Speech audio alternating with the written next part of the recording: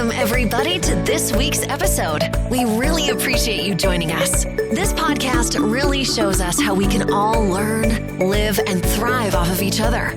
By sharing our knowledge through our conversations, we will impart some knowledge whilst learning ourselves how to progress even further. Here is your host.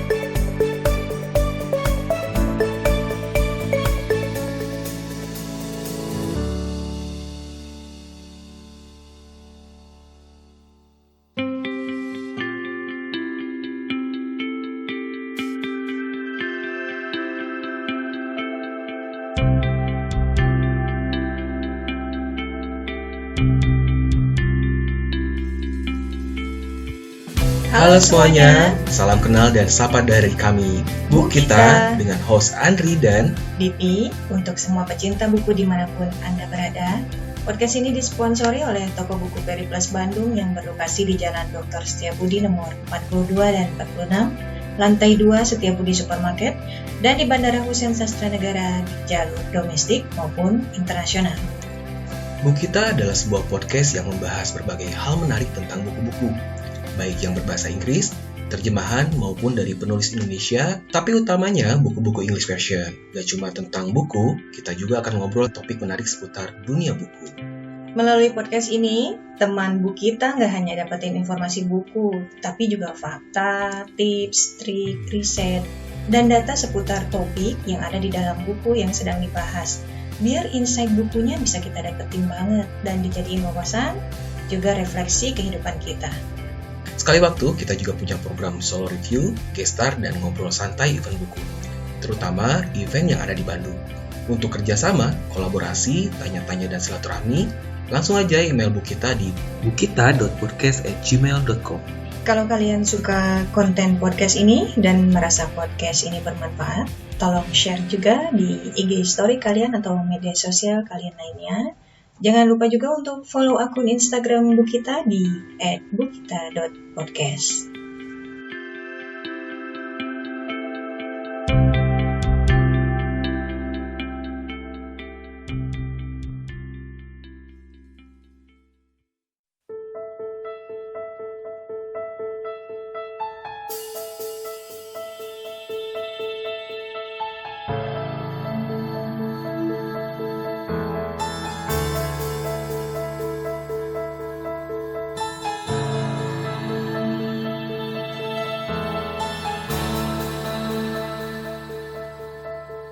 Halo teman buku kita, apa kabar semuanya? Kangen banget nih saya. Udah lama ya nggak say hi dan sira lagi. Well, teman buku kita, even sekarang masih darurat COVID-19, masih PSBB, WFH, dan menjelang new normal. Tapi semoga kamu semua baik-baik aja ya. Dan saya doain teman buku kita tetap sehat, gak kekurangan apapun, dan tentunya selalu dalam lindungan Tuhan Yang Maha Esa. Amin. Nah, teman buku kita, di episode kedua ini, saya mau ngebahas satu buku yang pas banget sama keadaan kita nih. Buku ini sempat viral di internet, soalnya digadang-gadang sebagai buku yang mengandung teori konspirasi virus COVID-19. Nah, kok bisa? Saya mau tanya dulu deh, teman buku kita pas tahun 1981 sudah pada lahir belum? Belum kan? Oh, ada! Kalau ada, berarti teman buku kita sudah tua, gitu ya. Nah, buku ini rilis pertama kali oleh Pocket Book tahun 1981. Lumayan lama ya, saya aja belum lahir loh. Tapi di buku yang sudah berusia 39 tahun ini, di dalamnya diceritakan tentang senjata biologis yang dibuat oleh Cina dan bernama virus Wuhan 400. Nama virusnya sama ya, sama tempat kejadian COVID-19 pertama kali terjadi. Penasaran kan buku apa ini? Nah, benar banget. Tak salah lagi, bukunya adalah The Eye of Darkness karya Dean Koontz.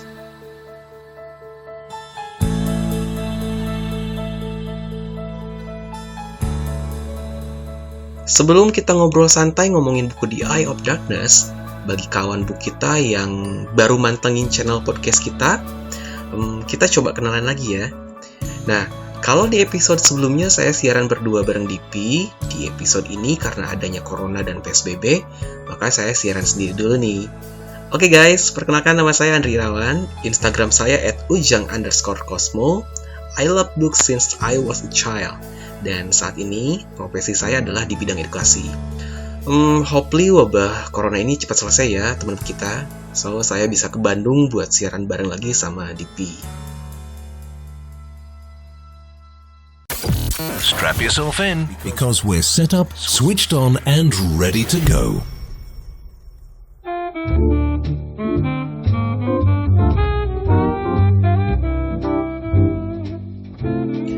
Oke teman buku kita, kalau ngebahas buku ini memang pasti related banget sama virus corona. Teman buku kita pasti sudah tahu banget lah soal virus ini ya, makanya kita bahas dikit aja. Seperti yang teman buku kita tahu dan dilansir dari www.unicef.org, coronavirus novel atau COV adalah jenis baru dari coronavirus. Penyakit yang disebabkan oleh novel coronavirus yang pertama kali diidentifikasi di Wuhan, Cina ini dinamai penyakit coronavirus 2019 atau COVID-19.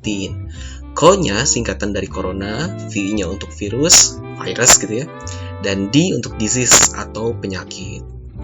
Sebelumnya penyakit ini disebut sebagai 2019 novel coronavirus atau 2019 nCoV.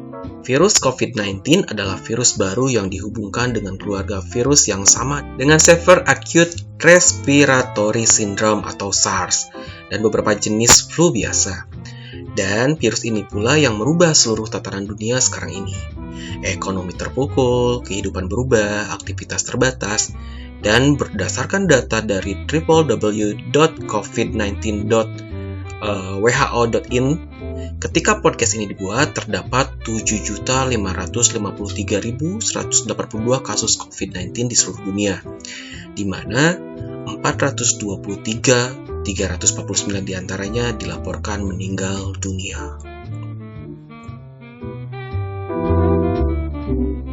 Teman buku kita, buku The Eye of Darkness ini adalah novel thriller berbahasa Inggris. Buku ini adalah buku kelima yang ditulis oleh Leigh Nichols.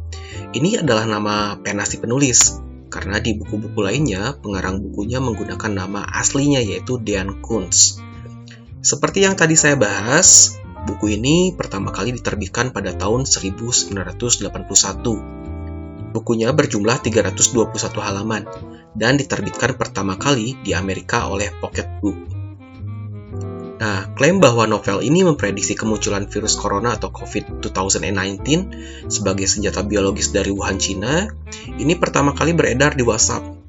Klaim itu disebarkan bersama dengan sejumlah foto dan juga isi buku dari Dean Koontz ini. Seperti dilansir dari www.cekfakta.tempo.co, dalam foto salah satu halaman buku itu, terdapat tulisan bahwa virus yang merupakan senjata massal tersebut bernama Wuhan 400. Virus itu dibawa oleh seorang peneliti Cina saat pindah ke Amerika Serikat. Berikut adalah tulisan dalam salah satu halaman buku itu. It was around that time that a Chinese scientist named Li Chen defected to the United States, carrying a diskette record of China's most important and dangerous new biological weapon in a decade. They called the stuff Wuhan 400 because it was developed at their rDNA labs outside of the city of Wuhan. And it was the 400th viable strain of man-made microorganism created at that research center. Sebelum beredar di Indonesia, klaim yang mengkaitkan novel ini dengan virus COVID-19 telah beredar di Twitter, khususnya pada tanggal 16 Februari 2020 lalu. Penasaran kan, apa benar novel ini telah memprediksi kemunculan virus corona? Benar gak sih buku ini adalah buku konspirasi? Nah, makanya pantengin terus bahasan podcast kita kali ini, karena pasti banget ya, saya akan kupas tuntas isinya. Tapi, sebelum ke isi, saya bakal bahas unsur-unsur cerita dalam novel ini. Relax and enjoy.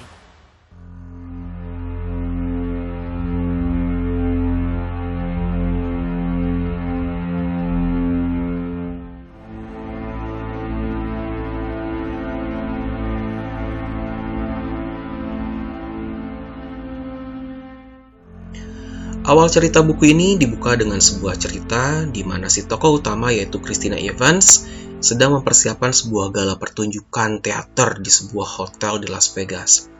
Tina Evans adalah seorang sutradara teater yang diberikan tanggung jawab untuk membuat sebuah acara yang sangat besar di Hotel Golden Firm, which is salah satu hotel terbesar dan paling terkenal di Las Vegas. Di sela-sela persiapan yang telah memakan waktu 1 tahun itu, Tina mendapatkan mimpi buruk yang mengingatkannya kembali pada kejadian kelam setahun yang lalu. Kala itu, Tina mengikut sertakan putranya yaitu Danny Evans untuk mengikuti pelatihan Winter Survival Hikes di pegunungan Sierra Nevada. Pendakian itu sendiri dipimpin oleh pemimpin regu profesional yang bernama Mr. Jaworski.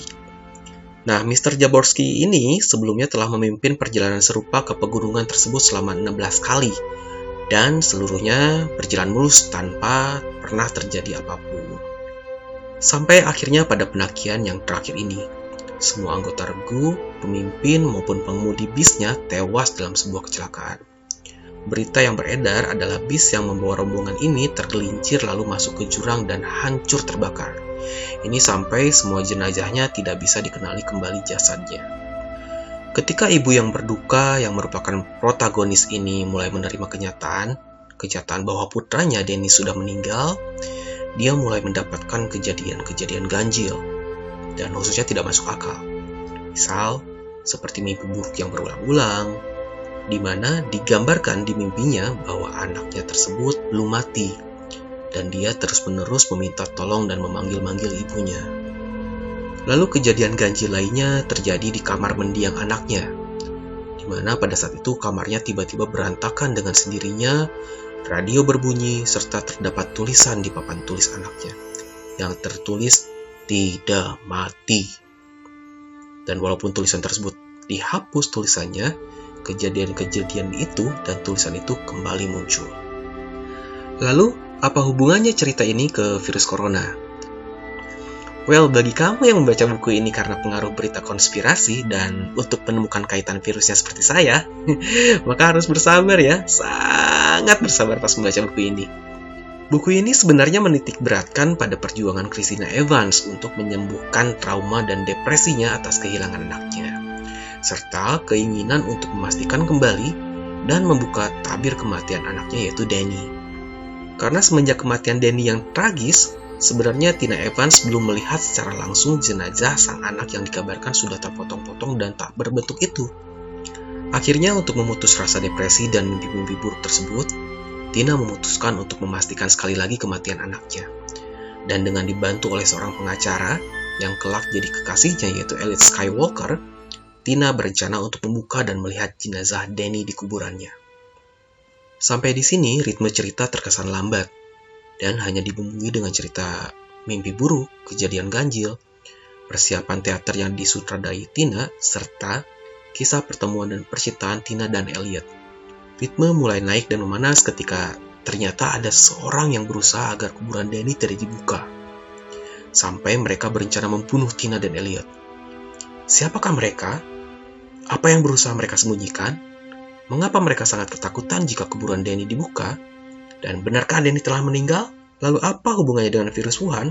Sabar ya, kita akan tuntaskan tentunya. Tapi kita sekarang bahas dulu penokohan dari karakter-karakter yang ada di buku tersebut. If you've enjoyed this episode, share it with your friends.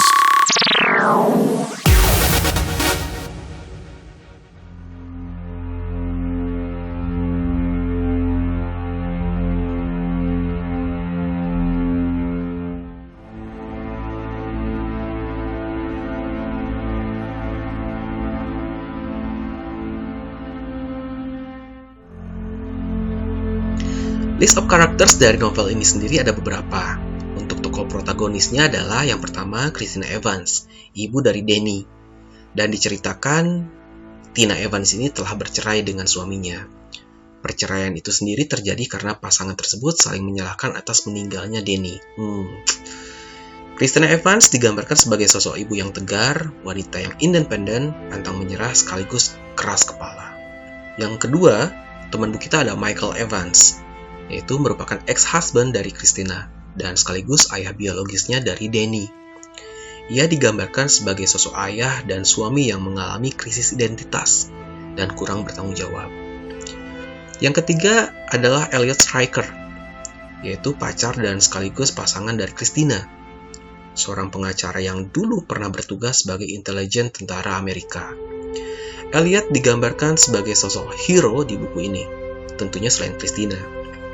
Elliot adalah sosok yang pintar, mempunyai kehidupan yang mapan, yaitu sebagai pengacara pengacara papan atas di Las Vegas, tapi romantis dan jago memasak. Penggambaran sosok pria yang terlalu ideal buat saya, karena sampai akhir cerita saya sih nggak nemu flaws dari sosok ini. Yang keempat adalah Danny Evans, anaknya Christina dan Michael Evans. Danny sebenarnya tidak banyak digambarkan karakternya dalam buku ini. Nah, sedangkan untuk tokoh antagonisnya ada beberapa juga nih. Yang pertama adalah Kurt Hansen. Dia adalah seorang pembunuh yang bekerja untuk Project Pandora. Yang kedua ada Vince, seorang pembunuh yang bekerja untuk Project Pandora juga. Yang ketiga adalah Dr. Carlton Dambe, yaitu ilmuwan di Project Pandora yang digambarkan sebagai orang yang mempunyai jiwa sosial dan kemanusiaan yang tinggi. Dan yang terakhir adalah George Alexander, yaitu bos Project Pandora. Dia digambarkan sebagai sosok yang kejam karena sangat menikmati ketika membunuh seseorang. Orang yang tidak sabaran, impulsif, agresif, dan hipokrit. Untuk pendeskripsian fisiknya sendiri di buku ini lumayan jelas, ada beberapa yang kemudian dideskripsikan. Yang pertama adalah seperti Christina Evans. Tina Evans digambarkan sebagai wanita yang berambut panjang, berwarna coklat tua, bermulut penuh dan sensual, serta bermata biru kristal. Yang kedua, Michael Evans, sosok pria yang ramping, berambut pirang, dan matanya hampir biru seperti Tina. Selanjutnya, Elliot Stryker, seorang pria yang maskulin dan tampan. Badannya kekar, tidak besar tapi tidak kecil juga, yang pasti berotot ya, dan bermata gelap. Danny sendiri digambarkan memiliki rambut hitam tebal dan rahangnya halus. Sedangkan untuk tokoh antagonisnya, Vincent atau Vince, digambarkan sebagai pria yang tinggi, bermata kasar dengan tangan yang besar. Dr. Carlton Dambe digambarkan sebagai sosok pria yang berambut keriting dengan kumis lebat. Dan Alexander ini digambarkan sebagai orang yang mempunyai mata berwarna hijau, wajahnya berbentuk dan tulang pipinya tinggi, hidungnya lurus tipis dan bibirnya tipis. Point of view atau sudut pandang cerita ini ada dari sudut pandang orang pertama, yaitu Tina Evans. Alur ceritanya sendiri slow burn sih kalau kata saya. Intrik akan terasa mulai di bab 15 atau kurang lebih di pertengahan buku. Latar belakang cerita buku ini berada di US, khususnya di negara bagian Nevada, tepatnya di Las Vegas dan Reno ya, dan ada juga di Reno. Dengan lokasi yang digambarkan dengan sangat jelas deskripsinya adalah di salah satu hotel terbesar dan termewah di Vegas, yaitu Hotel Pyramid. Serta ada juga yang deskripsinya detail, yaitu di pegunungan Sierra Nevada. Jika Bu kita penasaran kelanjutan ceritanya, nah kali ini saya akan menjelaskan mengenai konflik ceritanya. Seperti yang sebelumnya dibahas, jadi kan ada orang yang memburu Tina dan Elliot. Nah, jadi konflik yang terjadi dan berkembang di buku ini adalah konflik antara Tina yang dibantu oleh Elliot dengan lembaga rahasia Amerika. Lembaga ini dipimpin oleh tokoh antagonis yang sebelumnya kita sebutkan ya, yaitu George Alexander, yang membawahi sebuah tim proyek rahasia yang bernama Project Pandora. Tapi apa sebenarnya yang berusaha mereka sembunyikan? Yang berusaha mereka sembunyikan adalah kenyataan bahwa Danny masih hidup dan sebenarnya dijadikan kelinci percobaan di proyek tersebut. Lalu, mengapa mereka sangat ketakutan jika kuburan Danny dibuka? Tentu saja ini karena di kuburannya tidak terdapat jenazah Danny. Lalu apa hubungannya dengan virus Wuhan? Nah, kalau yang ini akan saya bahas di akhir ya. Biar teman buku kita penasaran pokoknya. But overall, konflik yang terjadi cukup menarik, khususnya sampai pertengahan buku. Terjadi kejar-kejaran, serangkaian pembunuhan yang sistematis. Pokoknya alur dibangun dengan rapi, dibalut antara action dan hal-hal supranatural. Benarkah bahwa novel ini memprediksikan virus yang sekarang terjadi? Nah, sabar ya guys. Kita bahas yang menarik dan fakta di balik ceritanya dulu. Sebelumnya kita bilang bahwa buku ini membahas Project Pandora. Nah, ternyata Project Pandora ini memang in real life benar-benar ada loh. Project ini terjadi pada zaman Perang Dingin antara US dengan Soviet dulu. Tapi kenapa sih ya namanya Project Pandora? Nah, saya mau ngasih sedikit wawasan nih. Dikutip dari www.nationalgeographic.grid.id, Pandora dalam mitologi Yunani merupakan perempuan pertama yang diciptakan dewa Hephaestus dan Athena atas perintah Zeus. Dalam Hesiod atau puisi-puisi Yunani yang menceritakan mitos Pandora, dalam penciptaan perempuan pertama itu, setiap dewa kemudian memberikan kemampuan yang unik pada dirinya. Peran Pandora dalam mitologi Yunani adalah ia yang membuka kotak yang menyimpan semua keburukan manusia atas dasar keingintahuannya, yang kita kenal sekarang itu dengan kisah kotak Pandora. Ia juga yang bertanggung jawab pada hadirnya harapan, yaitu makhluk terakhir yang muncul dari kotak tersebut. Sedangkan di astronomi, Pandora adalah nama satelit keempat dari planet Saturnus. Nah, enough talking about Pandorasnya ya. Sekarang kita balik lagi ke Project Pandora. So, what Project Pandora is? Dilansir dari www.world/information.org, pada tahun 1952, Soviet melakukan penelitian mendalam mengenai sinar gelombang mikro. Pada tahun yang sama, Soviet mulai melakukan serangan dan percobaan dengan mengarahkan sinar tersebut langsung ke kedutaan Amerika di Moskow. Dan di sini, Soviet menjadikan pegawai kedutaan tersebut sebagai kelinci percobaannya. Pada tahun 1962, 10 tahun kemudian, kejadian tersebut diselidiki oleh CIA dan kemudian diberikan nama Project Pandora. Apa sih efek dari sinar tersebut? Ternyata, sinar tersebut menyebabkan penglihatan orang-orang menjadi kabur dan konsentrasi yang menurun. Tapi bukan itu saja, karena dalam jangka waktu yang lama, jika terpapar sinar ini maka akan mengakibatkan kanker.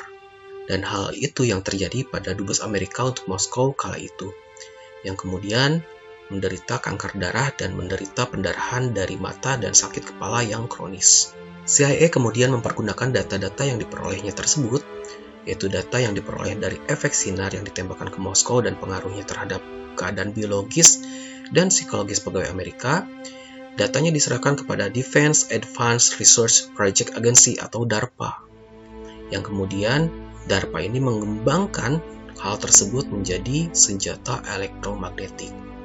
Masyarakat sendiri tidak pernah tahu bahwa pihak militer mengembangkan persenjataan ini sampai tahun 1982, yaitu ketika cerita ini bocor di majalah American Technical Air Force. Ada kabar yang menyebutkan bahwa dulunya Soviet melancarkan serangan senjata sinar frekuensi rendah ini karena ingin mengendalikan pikiran dubes dan pegawai kedubes Amerika di sana. Mind control operation lah. Dan hal ini yang menjadi dasar kenapa proyek ini diberikan nama Pandora, sebuah proyek untuk membuka dan mengendalikan pikiran manusia. Di sini teman buku kita bisa melihat bahwa sains itu ternyata seperti pisau. Jika berada di tangan orang yang benar, maka akan menjadi hal yang maslahat. Tapi sebaliknya, jika dikuasai oleh orang yang jahat, maka bisa menjadi sebuah alat yang sangat mengerikan. Kembali ke Project Pandora, jika in real life proyek ini adalah senjata militer, tapi jika di buku, proyek ini diceritakan justru dibuat dengan tujuan mengembangkan senjata biologis.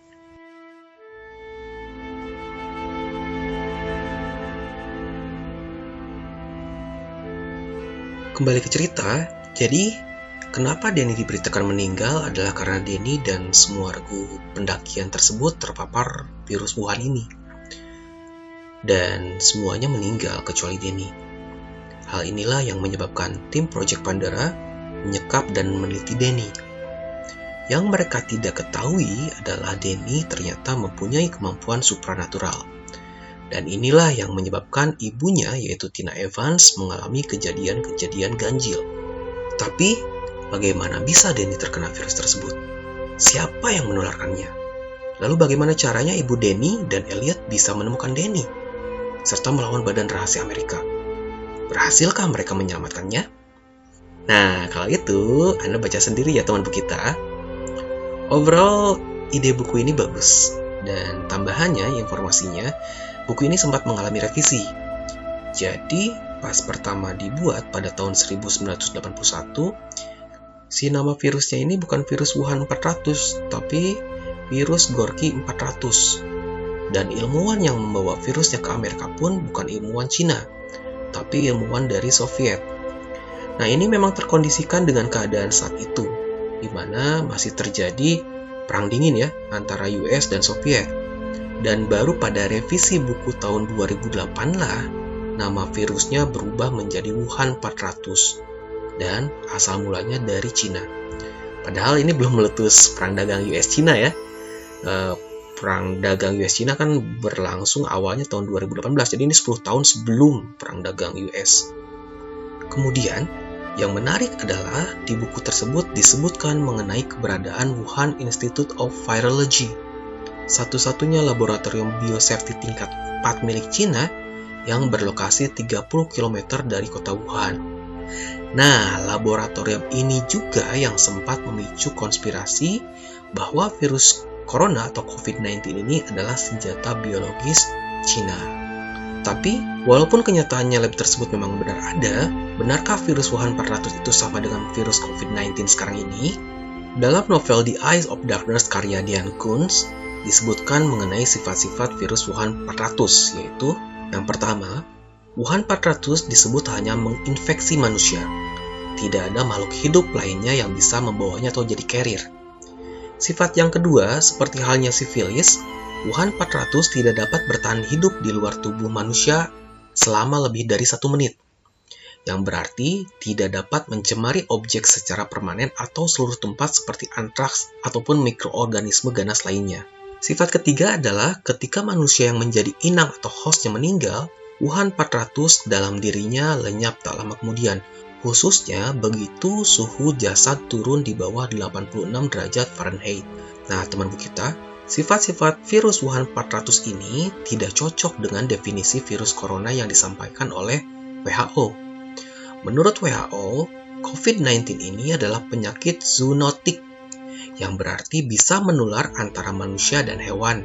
Sejauh ini, belum diketahui pasti dari mana virus corona atau COVID-19 ini ditularkan. Apakah dari kelelawar, ular, atau terenggiling? Namun, dari hasil penelitian menemukan bahwa SARS-CoV ditularkan dari luwak ke manusia dan MERS-CoV dari unta dromedaris ke manusia.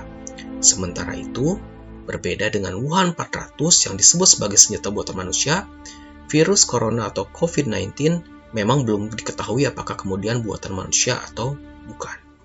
Teman buku kita, secara konsep dan ide, tadi saya katakan bahwa buku ini bagus. Kekurangannya adalah jalan cerita dalam buku ini sangat-sangat predictable. Gampang ditebak gitu ya, gampang banget ditebak.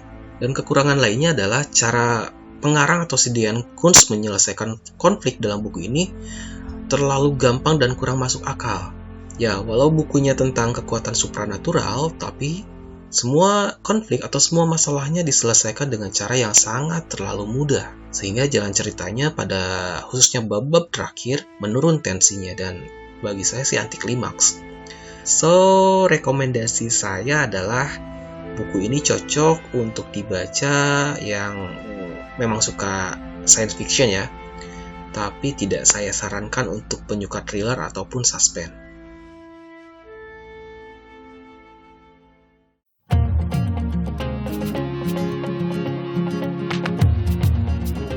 Loved what you've heard on this week's episode? Well, the answer is simple.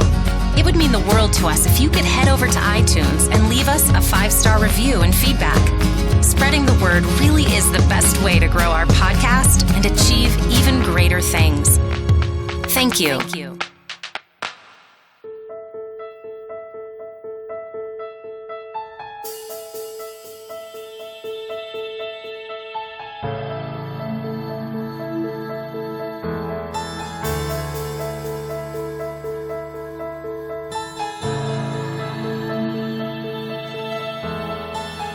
Oke teman buku kita, kali ini kita akan membahas soal inspiration of the day. Tapi sebelumnya kita tadi udah ngebahas ya rekomendasi bukunya ya. Dan tambahannya sih sebenarnya untuk rating bukunya mungkin 18 tahun ke atas ya. karena memang ada sedikit satu sih adegan ya wik selebab lah ya. Jadi rekomendasinya bukan untuk yang teenagers enggak lah ya, tapi yang adult kali ya. Oke. Nah, kembali ke inspiration of the day. Jadi kutipan yang saya sangat suka dari bukunya adalah yang kayak gini nih. Laughter is a balm for the afflicted, the best defense against despair, the only medicines for melancholy. Yang kurang lebih terjemahannya adalah tertawa adalah penawar ya, penawar bagi yang menderita, pertahanan terbaik melawan keputusasaan, dan satu-satunya obat untuk yang bersedih.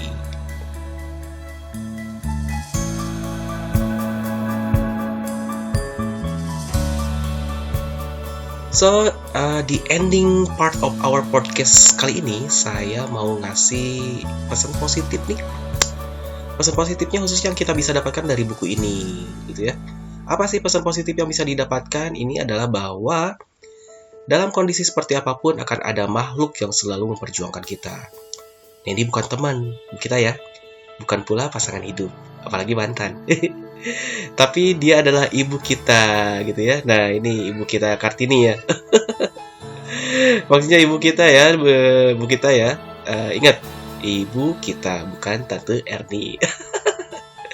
Dan di buku ini kita akan diajarkan kembali mengenai harapan.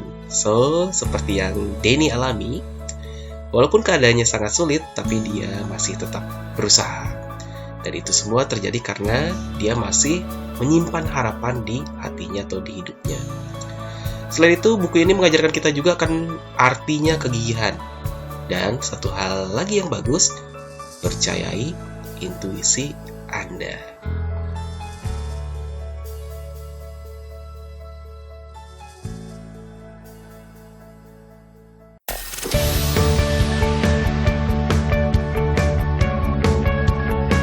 This week's episode has come to an end.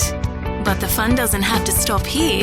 If you have any questions, suggestions, or feedback, head over right now to Twitter and Facebook and like, share, and get involved. Join us next time.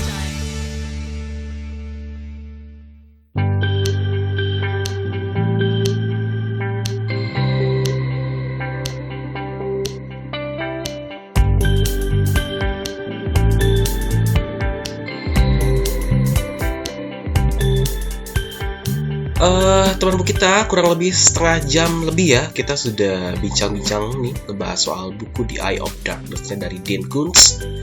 Nah, ini kita sudah nyampe nih akhirnya ke akhir dari acara podcast kita.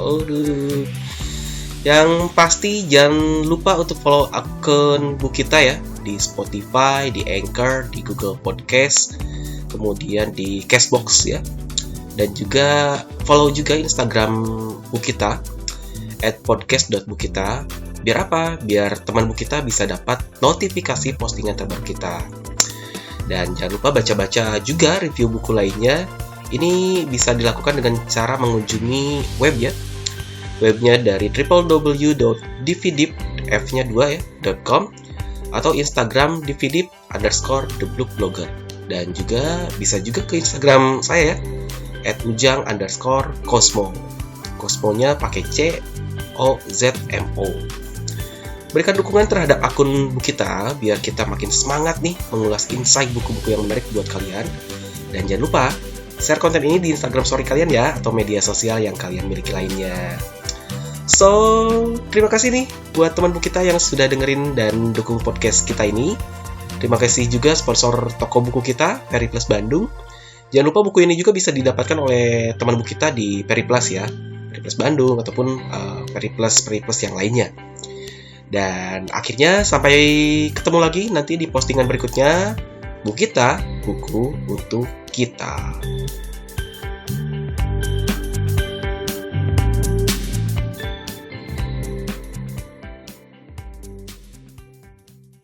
If you've enjoyed this episode, share it with your friends.